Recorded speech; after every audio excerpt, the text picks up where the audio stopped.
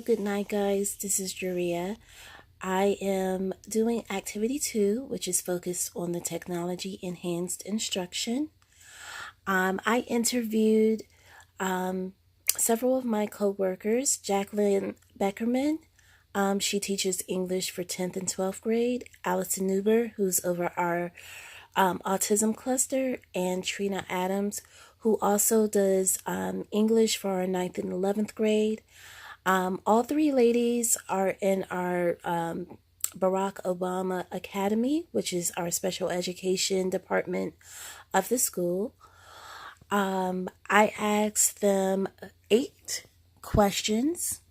My questions were, do you use any technology to help students learn more proficiently in classroom? Now that you're using more technology, how has your teaching style changed?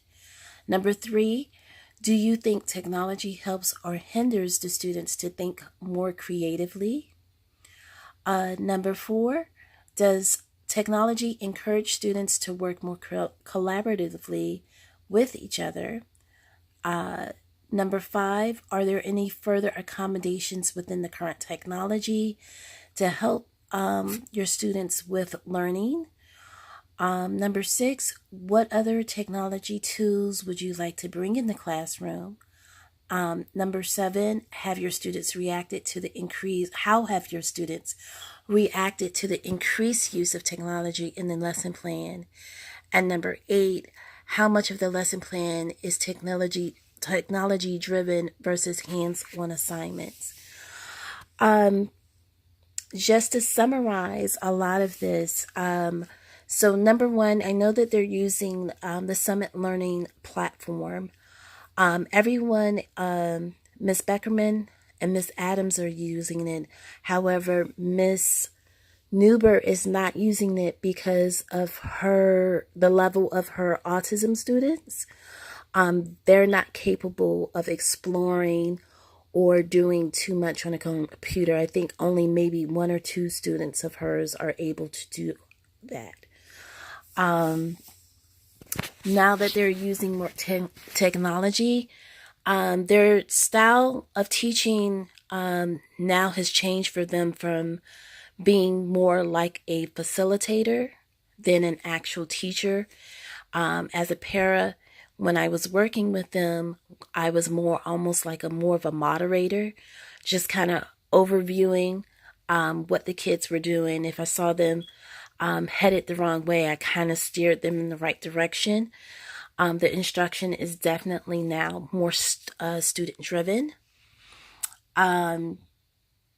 They don't think it hinders them to be more creatively. Actually, the Summit Learning platform helps the kids think more creatively as far as teaching styles go. So there's not a teacher just in the front of the classroom going over things. They're sitting right next to them.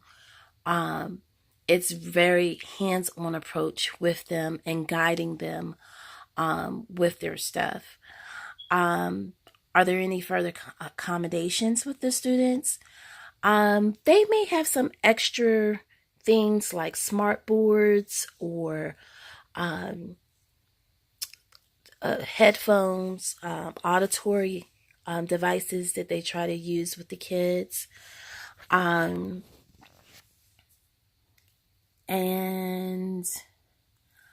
I know firsthand a lot of the students pushed back before now when they started the Summit platform, but now they're getting used to it. This is their 2nd year. It's just more of a routine for them now. They don't even fight it. I know in my classroom, I don't have a computer, so I have to borrow computers, and there is a lot of pushback because they rather do something more hands-on than actually in the computer. But as an artist, you have to kind of do both. And print, as I was told in graphic design school, is dying. We're in a more digital driven age in technology, and so it is my job to prepare them for that. The they still ask for hands-on assignments, and there has to be a balance of both. I'm going to get into my sample questions that I have for myself. Some of my checklist questions are, will they have enough computer laptops to accommodate my students for the day? Number 2, are the students capable to access the content by themselves, or will I have to teach them some computer etiquette? What security measures do I need to put in place to make sure that they don't get distracted, like going on YouTube or using their phone if I decide to unblock certain sites? Is my training sufficient enough to teach the students how to use certain software applications? And what do I do if the internet is not properly working? So that is kind of a brief checklist of some things that I would consider before I even do my lesson plan, what I would need to incorporate in it. So there are some things that I do need to think about as I think about daily with some of the lessons that I am teaching the kids.